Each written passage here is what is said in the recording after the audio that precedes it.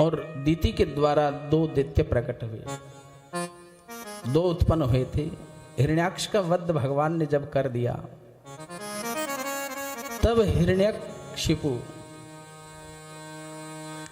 उसको भगवान के साथ बैर हो गया और भगवान का वध करने की इच्छा से हिरण्यकश्यप मेरु पर्वत पर जाकर के भयंकर तपस्या करता है। ब्रह्मा जी की तपस्या की, हिरण्यकश्यप की तपस्या से ब्रह्मा जी प्रकट हुए और ब्रह्मा जी ने हिरण्यकश्यप को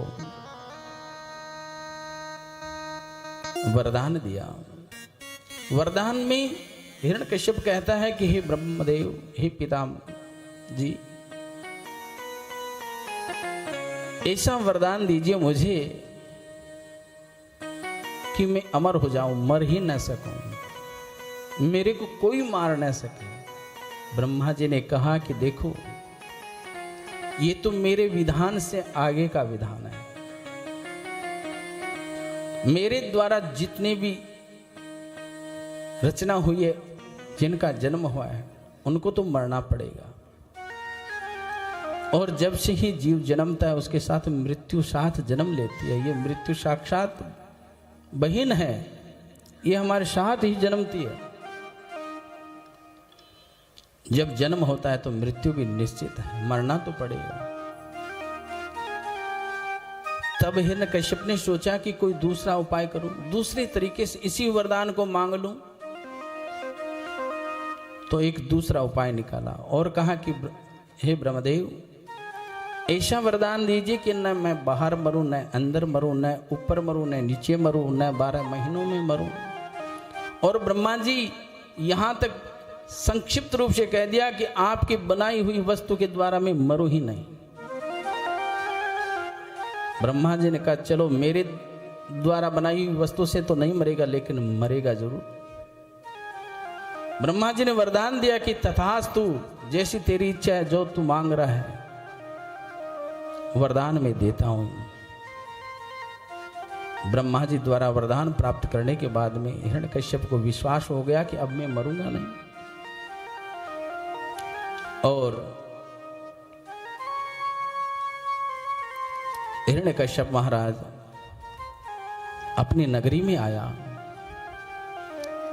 इधर जब देवताओं को पता लगा ना कि हिरण्यकश्यप तपस्या के लिए गया है, तो देवताओं ने क्या किया, हिरण्यकश्यप की पत्नी कयाधु को इंद्र ने पकड़ लिया और उसका वध करना चाहा। उसी समय नारद जी महाराज आकर के कयाधु का बचाव करते हैं, इंद्र से छुड़ाते हैं। कयाधु संतों के आश्रम में रही और रोज भगवान की कथा सुनती, गर्भवती थी, उसके गर्भ में पुत्र था, वो भगवान का भक्त था प्रहलाद। उनसे पहले 4 पुत्र थे। प्रहलाद जी के 4 बड़े भाई थे, अनलाद, संलाद इत्यादि। सबसे छोटे थे प्रहलाद जी। घोर तपस्या करके हिरण्यकश्यप जब घर में आए, कयाधु को घर में लेके आए, उनके द्वारा प्रहलाद की उत्पत्ति हुई। प्रहलाद जी को पढ़ने के लिए भेजा, लेकिन मां के गर्भ में ही प्रहलाद ने तो भगवान की भक्ति प्राप्त कर ली थी। एक दिन प्रहलाद जी को गोद में लेकर के हिरण्यकश्यप पूछता है कि पुत्र, गुरुकुल में तूने क्या सीखा? प्रहलाद जी ने कहा कि पिताजी, मैंने एक ही वस्तु सीखी है कि जीते जी जीव को अपना कल्याण कर लेना चाहिए और भगवान का स्मरण करना चाहिए, भगवान की भक्ति करनी चाहिए।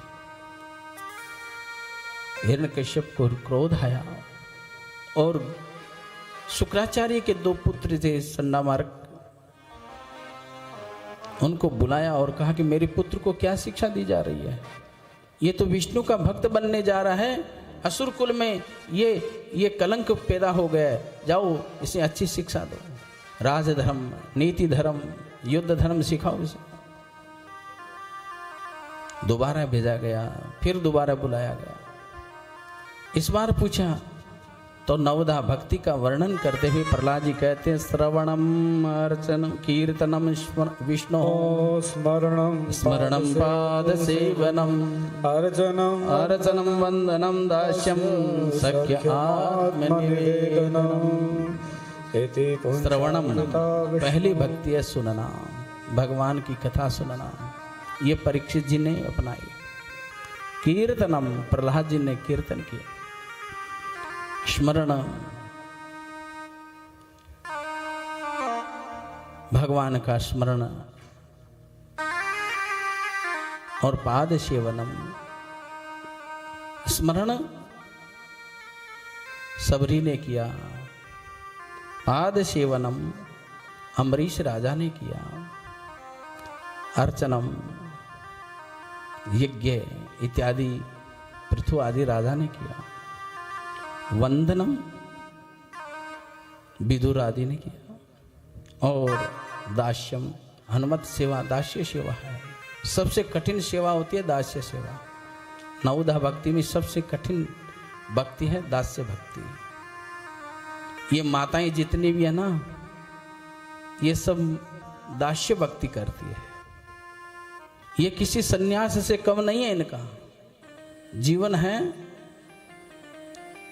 ये परिवार को भगवान का परिवार समझ करके दिन भर